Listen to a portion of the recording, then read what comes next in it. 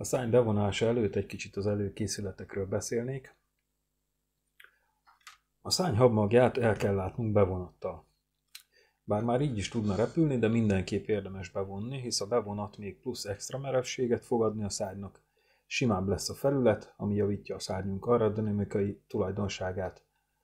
A bevont szárny kevésbé lesz érzékeny a sérülésekre, és esztétikus is. A bevonáshoz szükségünk lesz pár segédeszközre. Így néz ki egy bevonat nélküli szárny, így a hab elég sérülékeny, itt pedig már bevonva látható, így a szárnyunk még merevebb lesz, hajlításra is, illetve húzásra is sokat jelent ez a szalag. A bevonáshoz szükségünk lesz pár segédeszközre. Az egyik egy kartonlap, amit bevonunk átlátszó csomagoló szalaggal. Ezt tesszük a szárny alá. Erre azért van szükség, mert bevonás során a habmagon túlérő szalag le fog tapadni az asztalhoz. Ha ez a merev asztallapra tapad, akkor a szárnyat nem lehet onnan felvenni sérülés nélkül. A kartonlap, mivel hajlékony, könnyen lehúzható a szárny aljáról.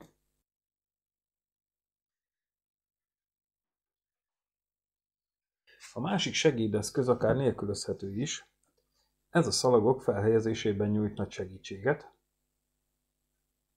Enélkül is bevonható a szárny, de jóval nagyobb türelmet és kézügyességet igényel. Ez egy bevonófa. Egyszerűen elkészíthető, barkácsáruházakban beszerezhető a léc hozzá. 45x10 mm-es fenyőlécből készül. A hossza az 54 cm, itt oldalt a lábak pedig 50 mm hosszúak.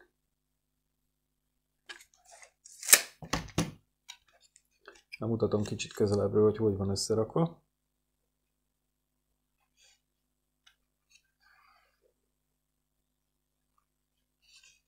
Egy 2 cm-es szivacs van az aljára ragasztva. Ez segít abban, hogy légmentesen tudjuk a szalagot rányomni a felületre. A lábakra egy-egy kétoldalú ragasztószalag csíkot kell felragasztani, ehhez fog tapadni a bevonó szalag. Szükségünk lesz még egy filclapra, vagy plastikkártyára, ezzel fogjuk így rásimítani a habra a szalagot. Szükségünk lesz egy éles snitzelre vagy szikére, illetve egy nagy méretű ollóra. Ezekkel a felesleges szalagrészeket fogjuk levágni, illetve kell még egy fóliavasaló, aminek állítható a hőmérséklete. Ezzel fogjuk a bevonatot rámelegíteni a habra, így erősebb lesz a tapadás. Ha ez nincs, akkor ne használjunk sima vasalót, használjunk helyette hajszárítót a legmelegebb fokozatra állítva. A bevonóanyag. Akik kicsit jártasak a repülőmodellezésben, feltehetik magukban a kérdést, hogy miért csomagoló szalagot használunk a bevonáshoz. A sima bevonó fóliák nagy része magasabb hőfokon tapad rendesen, így a habra vasalás nem működik. Létezik egy nagyon könnyű vasalós fólia, ami kiválóan használható a habon, ezt Angliában gyártják, a Solarfilm gyártja, Solite a neve, viszont nem olcsó. A szalag egy olcsó, könnyen beszerezhető alternatíva a bevonásra, nagyon könnyű, több színben beszerezhető. Egy tekercsből, akár 5 modell is bevonható, 500 forint körül van egy tekercs ára. Hátránya, hogy a bevonás több kézügyességet igényel, illetve időigényes, bár ez sem teljesen igaz, ha használjuk ezt a bevonófát. A felesleges szalagrészek levágásánál előfordulhat, hogy a vágószerszámok élére feltapad a szalagról a ragasztó, ami nem jó, mivel tapadni fog hozzá a szalag nagyon. Ha ezt vesszük észre, akkor egyszerűen csak mossuk le denaturált szesszel a rátapadt ragasztót.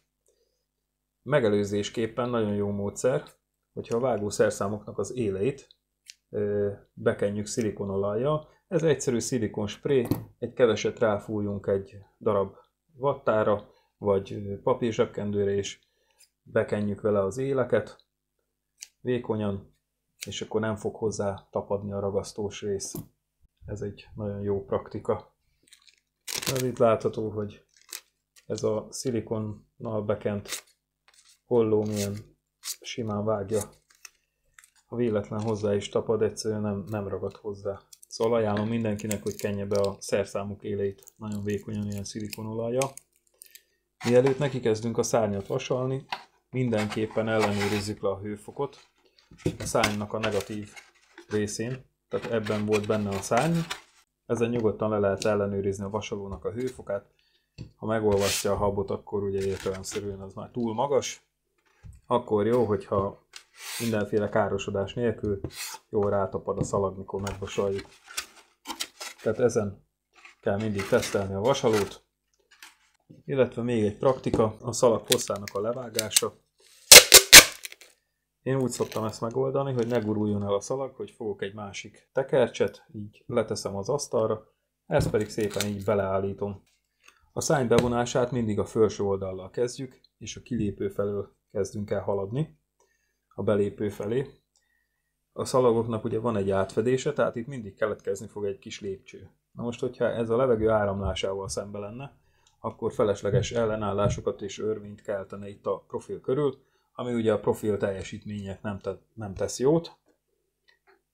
Sokkal jobb, hogyha a kilépő felé mutatnak ezek a lépcsők, nem pedig a belépő felé. Tehát ez nagyon fontos. Utána átfordítjuk a szárnyat, és az alsó részét fogjuk bevonni. A végén pedig jöhet a dekorálás. Beragasztjuk a dobótüskét, és legvégül ki fogjuk egyensúlyozni majd a szárnyat. Úgyhogy összekészítem a szükséges eszközöket, és akkor el is kezdem a szárnynak a bevonását.